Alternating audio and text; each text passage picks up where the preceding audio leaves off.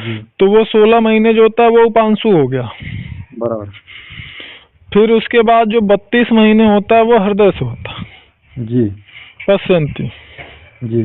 मतलब हृदय से जो हो गया ना, तो वो समझिए फिर उसको बोलते हैं जाप, जैसे बोलते हैं ना मानसिक जाप, मानसिक जाप। जी जी। तो वो बोल सकते हैं उसको।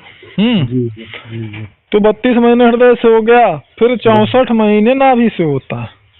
अच्छा, बराबर। तो जब 64 महीने नाभि से होने लगता है, तो होने 64 महीने के बाद में वो जाप जो होता है वो आपके अजपा जाप के अवस्था में परिवर्तित हो जाता है। बराबर, सही बात। वो ये है कि उसमें बड़ी सावधानियां बरतनी होती है। जी। लहसुन प्याज का आपको त्याग करना है, एकांत ज्यादा आपको प्रिय होना चाहिए, एकांत में आपको ज्यादा रहना होगा। बड़ी सावधानी पूर्वक इसका अभ्यास किया जाना चाहिए अपने मार्गदर्शक या गुरु के मार्गदर्शन में, क्योंकि सावधानी पूर्वक नहीं करेंगे तो इस अवस्था तक नहीं पहुंचेंगे, आजीवन करते रहिए, लेकिन उस अवस्था तक नहीं पहुंचने लगता है क्या सांसों के साथ? हाँ, तो फिर जब वो आपका 64 महीने के बाद में वो जो जाप होता है वो फिर जाप आपके ब्लड के एक एक कतरे कतरे में जैसे कहते हैं, बराबर, आपके हड्डी के जर्रे जर्रे से फिर वो जाप आपका होने लगता है। तो उस अवस्था जब आदमी प्राप्त करता है तो वही बोलते हैं शिव के तुल्य हो जाना। बराबर। क्योंकि उस अवस्था के पहुंचने के बाद में फिर आपके लिए तो कुछ भी असंभव नहीं होता है, और उसके कुछ भी का मतलब फिर उसके बाद आपके लिए कुछ भी जो होता है वो सब बेकार हो जाता है। बराबर। उस समय मतलब आपकी अवस्था ऐसी हो जाती है कि ऐसे व्यक्ति के अगर शरीर के किसी भी स्थान पे आप कान लगाकर सुनेंगे तो उस मंत्र के या उस नाम का जप आपको सुनाई देगा हमेशा। और यही कहा जाता है ऐसे व्यक्ति का अगर कहीं मान लीजिए समाधि दिया गया है तो अगर मरणोपरांत तो वहां पे कोई बैठ करके अगर ध्यान करे ना तो बड़ा जल्दी उसका ध्यान लग जाता है, ध्यान लगता है। बराबर। उसकी और उस स्थान की मिट्टी अगर आप तिलक कर लेते हैं तो उससे आपका कल्याण हो जाता है। क्योंकि वहाँ के पृथ्वी, हाँ वहाँ की पृथ्वी जहाँ पे वो उगाड़ी गई वहाँ की धरती से जाप होता है। अगर कोई समाधि में कोई श्रेष्ठ साधक है जी तो समाधि में जाकर के उस मतलब जाप को वो सुन सकता है, मतलब मरणोपरांत भी ऐसे व्यक्ति के शरीर से वह जाप होता रहता है। बराबर। ये सत्य है। बराबर जी। और ये ऐसा भी होता है क्या जैसे तिथियों का भी अपना प्रभाव होता है क्या? तिथियों का जैसे हमारे गुरुदेव बताते थे जैसे ग्रहण काल में किया हुआ जाप, ठीक है, बस अपना 4 महारात्रि है, होली, शिवरात्रि, दिवाली, जन्माष्टमी की रात, और फिर सोमवती अमावस्या, मंगलवार की चतुर्थी, तो ऐसी तिथियों का भी है क्या कुछ आपके नॉलेज में? नहीं, तिथियों का तो जाप तो होता ही है, मतलब उसका तो लाभ तो मिलता है। बस ये है कि जैसे मान लीजिए आप ग्रहण काल में बैठ जाइए कि हमको नवान मंत्र सिद्ध करना है या पंचाक्षरी मंत्र ओम नमः शिवाय सिद्ध करना है जी, तो ये नहीं होगा। बस ये है थोड़ा सा लाभ ज्यादा होता है। हाँ, उन तिथियों का प्रभाव सामान्य दिनों से ज्यादा प्रभावशाली होता है। जैसे देखो पूर्णिमा वगैरह को नहीं क्या, जैसे समुद्र में थोड़ी क्या बोलते हैं भर्ती होती आती है, हाँ उससे ये मतलब पूर्णिमा अमावस्या तो विशेष तिथियां तो होती ही है। जी वो क्योंकि पूर्णिमा और अमावस्या के समय में जो ऊर्जा होती है ना जी, वो स्वमेव ऊर्ध्वगामी होती है। बराबर। मतलब जैसे आप कह सकते हैं कि ध्यान करने पर हमारा जो ऊर्जा होता है बराबर वह ऊर्ध्व होता है ना, बराबर। लेकिन ये पूर्णिमा या अमावस्या के समय जो ध्यान करने पर ऊर्जा ज्यादा तीव्र गति से ऊर्ध्व होती है। ये कोई भी व्यक्ति कोई भी साधक उसका अनुभव कर सकता है।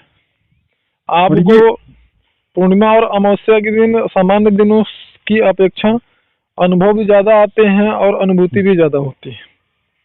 कहते हैं ना कि जिधर अगर हवा चल रही है या पानी की लहर जिस तरफ चल रही है तो उस तरफ तैरने में आसानी हो जाती है। हाँ, सही बात। तो पूर्णिमा और अमावस्या एक साधक के लिए कुछ ऐसा ही होता है।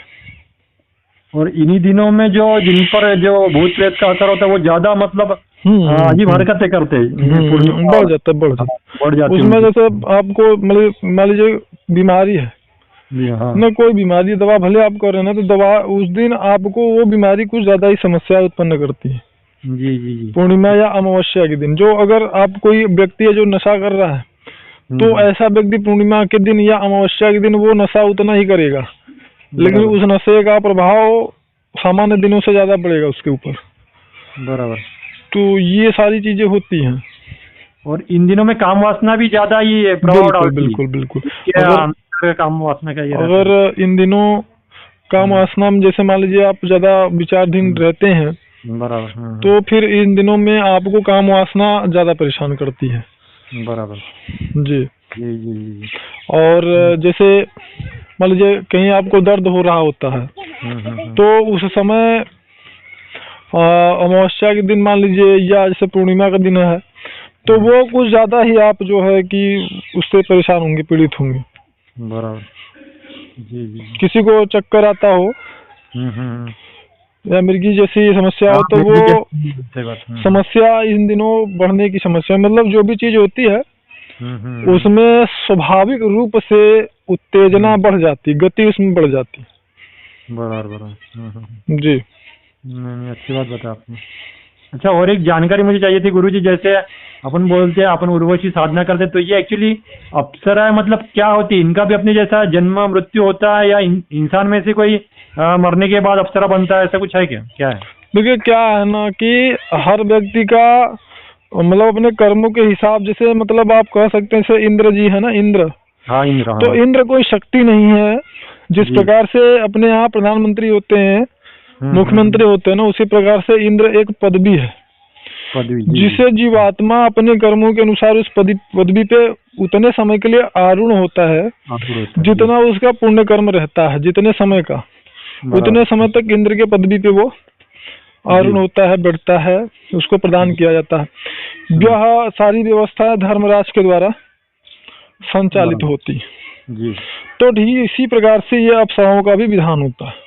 तो ये भी एक पदवी है क्या? जी, यह भी। जी, यानी इंसान में से कोई मर के आगे जाके अप्सरा बनता है? जी, वो उसके लिए कुछ विशिष्ट मतलब विशेषताएं होती हैं जी। उन विशेषताओं को लेकर के जैसे जिस व्यक्ति के अंदर रहती हैं, तो वो निश्चित समय के लिए कभी वो उस योनि में, तो कभी उस योनि में, मतलब वो उनका प्रादुर्भाव होता है, जन्म होता है। तो उसका कारण यही होता है, और ये अग्नि तत्व से संबंधित होती हैं, और यही कारण है कि इनको मतलब इनकी सिद्धि थोड़ा सा जल्दी हो जाती है।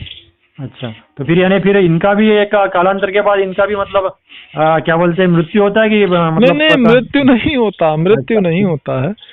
वो उनका स्वरूप, उनका जो मतलब परिवर्तन हो जाता है। मतलब जैसे आपका कार्यकाल है, अगर 5 साल आप मुख्यमंत्री हैं, तो 5 साल बाद फिर आपके मुख्यमंत्री की पदवी हट जाएगी, दूसरा कोई मुख्यमंत्री बन जाएगा।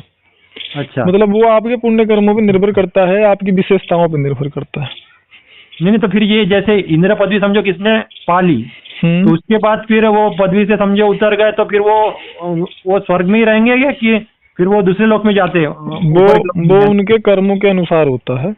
तो वहाँ भी कर्म का विधान है क्या? मतलब बहुत बड़ा शुरू से अंत तक कर्म का विधान है। अच्छा जी। और कर्म का विधान खत्म कहाँ पे होता है? अनस्वर वो तो जो बोलते हैं ना जीवन मुक्त पुरुष।